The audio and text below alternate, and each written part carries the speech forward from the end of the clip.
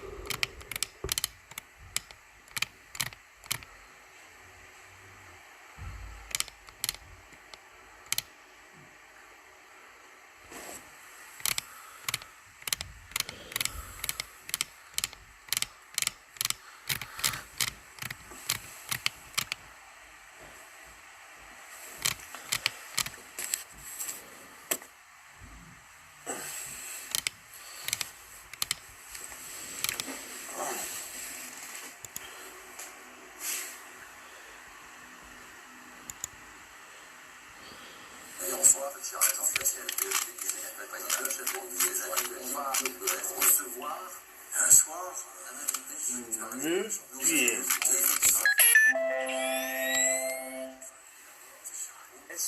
Est-ce que le Portugal est la meilleure équipe de cette Euro? Je dirais que c'est la meilleure mentalement. Au niveau technique, la meilleure équipe, c'est l'Allemagne. Très clairement, la France a réussi à aller bas. On pouvait s'imaginer qu'elle gagnerait la finale, mais tout au long du tournoi, s'il y a bien une équipe qui s'est battue pour ne jamais perdre, qui a exploité au maximum ses qualités, c'est le Portugal. Et je sais qu'il y a des gens qui disent qu'ils ont fini troisième de leur groupe, ils n'ont pas été spectaculaires, mais celui qui gagne, c'est celui qui remporte le trophée. Donc si les Portugais vont gagner, c'est qu'ils remportent l'euro, d'autres remportent l'euro, d'autres qui... et la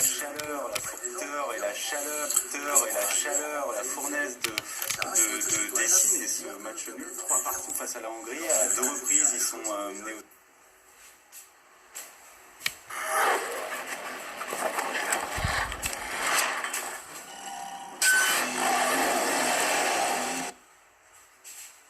Deux possibilités pour accéder au Stade de France. À pied, après avoir garé votre véhicule à l'extérieur de la zone sécurisée, ou plus simplement en transport en commun, par le RER B, le RER D ou la ligne 13 du métro.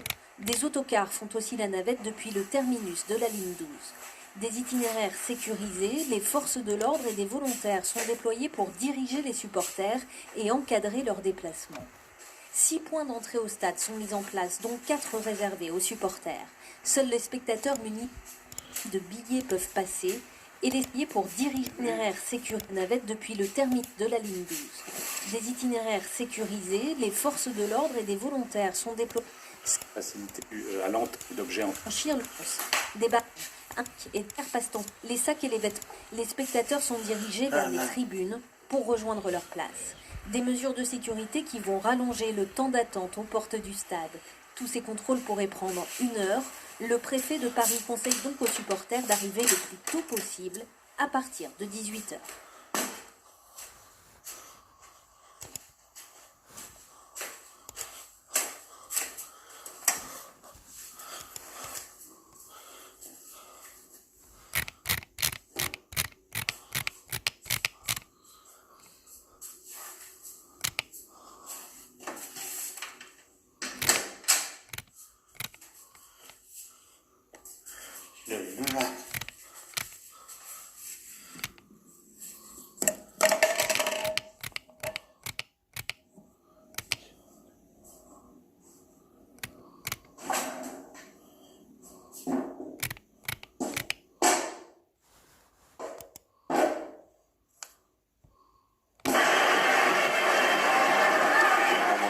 toujours le syndrome Stade de France alors.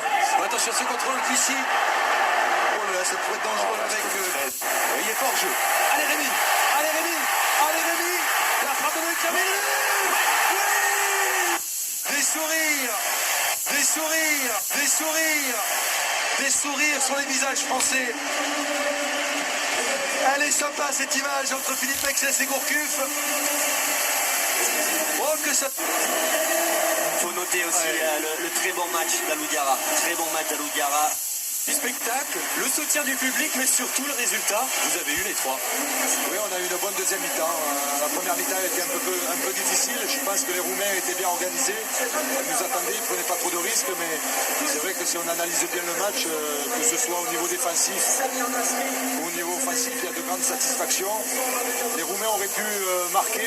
Nous, on aurait pu marquer aussi. Je pense que le coaching payant de voir entrer des joueurs et prendre des risques et de leur dire de prendre peur et ils ne seront pas payants, mais c'est vrai que ça fait plaisir de voir entrer des joueurs et ça serait, je crois que le petit Payet en est.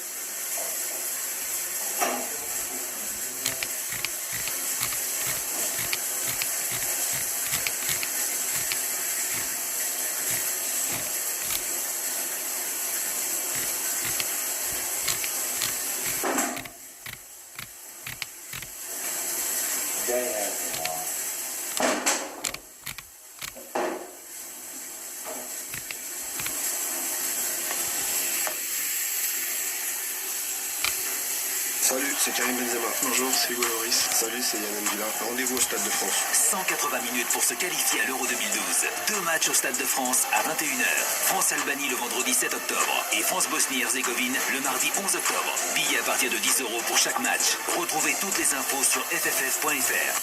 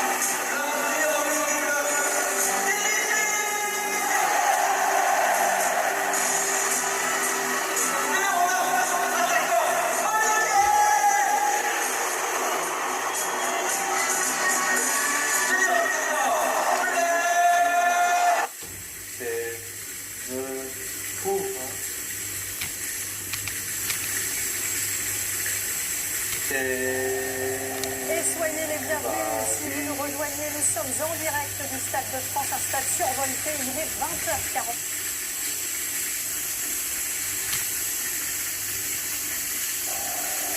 Et soyez les bienvenus si vous nous rejoignez. Nous sommes en direct.